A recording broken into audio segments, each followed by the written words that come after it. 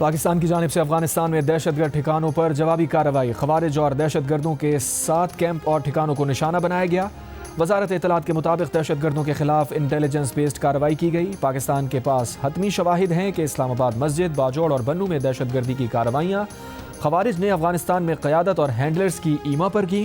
افغان سرزمین کا پاکستان کے خلاف استعمال بند کیا جائے، دوحہ معاہدے پر عمل درآمد ناگزیر ہے، عالمی برادری کردار ادا کرے۔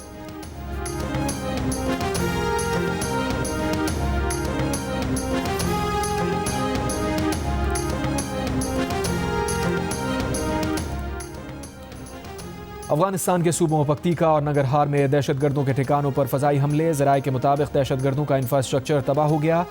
افغان میڈیا کے مطابق پکتیکا کے اضلاع برمل اور ارگون میں حملے کیے گئے، ننگرہار کے اضلاع خوگیانی، غنی خیل اور بہسود کو بھی نشانہ بنایا گیا۔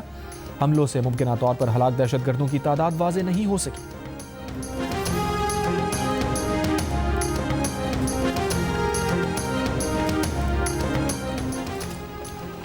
پاکستان اب دہشت گردوں کے خلاف ان کی موجودگی کے مقام سے قطع نظر بلا رعایت کارروائیاں کرے گا۔ آئی ایس پی آر کے مطابق طالبان حکومت افغان سرزمین کو پاکستان کے خلاف دہشت گردی کے لیے استعمال سے روکنے میں ناکام ہے۔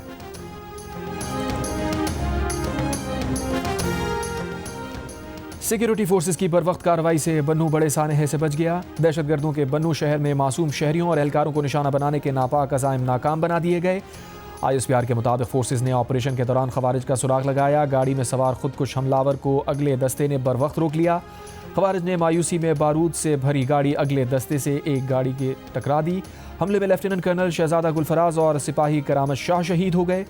سیکیورٹی فورسز کے آپریشن میں 5 خوارج مارے گئے۔ بنوں حملے کے تانے بانے افغانستان میں موجود خارجی حافظ گل بہادر سے جا ملے۔ سیکیورٹی ذرائع کا کہنا ہے کہ حملے کی ذمہ داری قبول کرنے والے گروہ کا تعلق فتنہ الخوارج کے حافظ گل بہادر گروپ سے ہے۔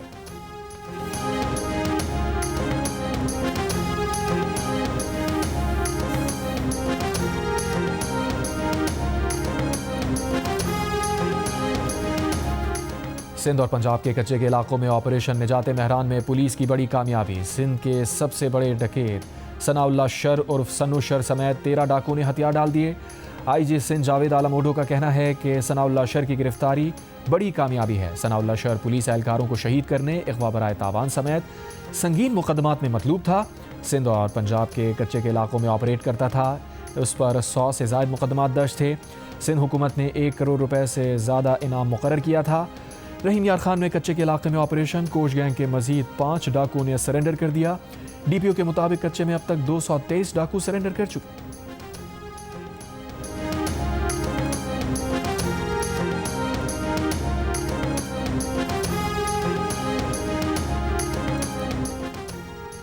سعودی عرب نے اسرائیل میں تعینات امریکی سفیر کا بیان مسترد کر دیا۔ سعودی عرب کا امریکی محکمہ خارجہ سے سفیر کے بیان پر وضاحت کا مطالبہ۔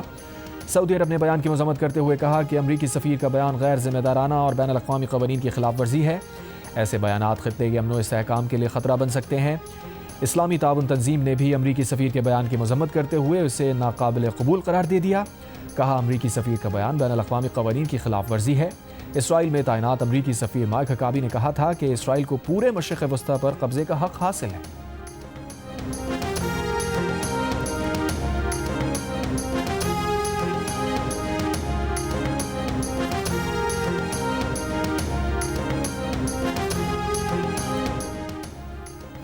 متحدہ عرب امارات نے کہا ہے کہ دہشت گرد نوعیت کے منظم سائبر حملے کامیابی سے ناکام بنا دیے۔ سائبر حملوں کا ہدف ملک کا ڈیجیٹل انفراسٹرکچر اور اہم شعبے تھے۔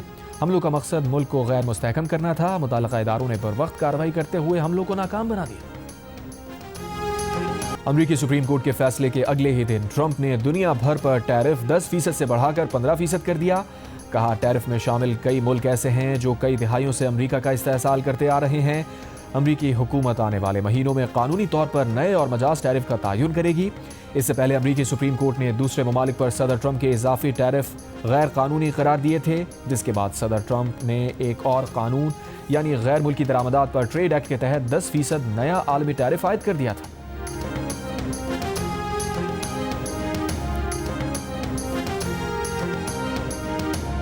ایران امریکہ جنگ کے خدشات بڑھ گئے، لڑاکا طیاروں سے بھرا امریکہ کا دوسرا بحری بیڑا جرالڈ فورڈ بحیرہ روم میں داخل ہو گیا۔ پرتگال میں امریکی فضائی اڈوں پر لڑاکا طیاروں نے پوزیشن سنبھال لی۔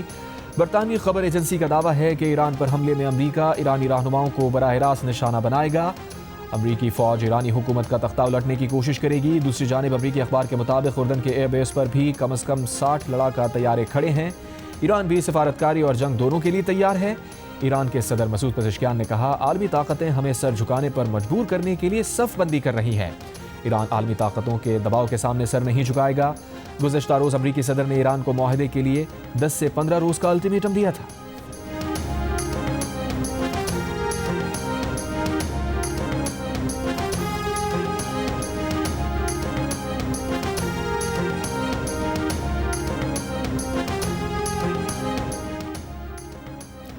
اقوام متحدہ کا امریکہ ایران کشیدگی پر تشویش کا اظہار، سفارتکاری کے ذریعے تنازعات حل کرنے کی appeal. Secretary general Antonio Guterres کے ترجمان نے کہا، مشرق وسطیٰ میں بڑھتی فوجی نقل و حرکت، جنگی مشقوں اور بحری موجودگی پر تشویش ہے۔ گزشتہ روز ایران نے اقوام متحدہ کو خط میں خبردار کیا تھا کہ کسی بھی جارحیت کی صورت میں وہ اپنے دفاع کا حق استعمال کرے گا اور اس کے نتائج کی ذمہ داری امریکہ پر ہوگی۔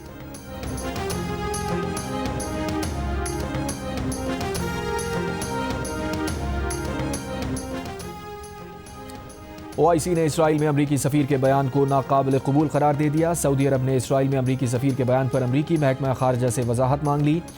امریکی سفیر مائک حقابی نے کہا تھا کہ پورے مشرق وسطیٰ پر اسرائیل کا کنٹرول قابل قبول ہو سکتا ہے۔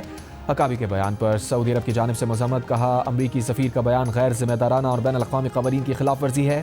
ایسے بیانات خطے کے امن و استحکام کے لیے خطرہ بن سکتے ہیں۔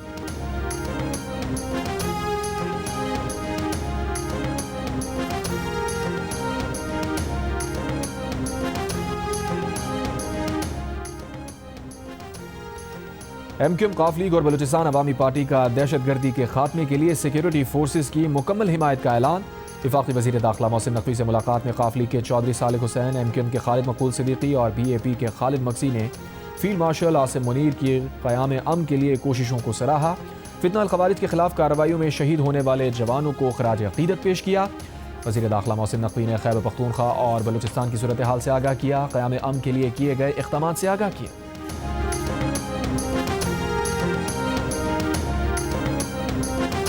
سابق وزیر اعلیٰ خیبر پختونخوا علی امین گڈاپور کا کہنا ہے کہ اگر ہمارے اندرونی معاملات ٹھیک ہوتے تو بانی PTI جیل میں نہ ہوتے۔ ملک میں قانون اور آئین نہ ہونے کے ساتھ ہماری غلطیاں بھی ہیں۔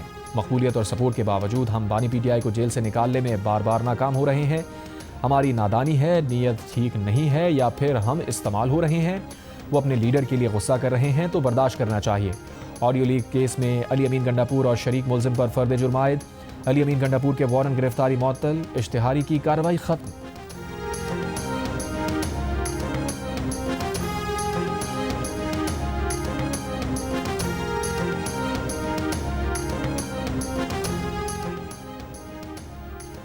شمال مشرقی امریکہ کے شدید برفانی طوفان کی لپیٹ میں آنے کا امکان، الرٹ جاری۔ طوفان سے نیو یارک سٹی، بoston اور دیگر بڑے شہر متاثر ہونے کا خدشہ۔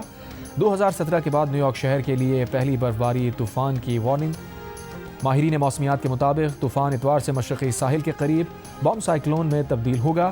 برفانی طوفان کی وارننگ ڈیلاویئر، مشرقی میریلینڈ، new Jersey, new York city اور جنوبی نیو انگلینڈ تک جاری۔ فلیڈلفیا سے نیو یارک اور بoston تک 1 فٹ یا اس سے زائد برفباری کا امکان، پروازیں متاثر ہونے کا خدشہ۔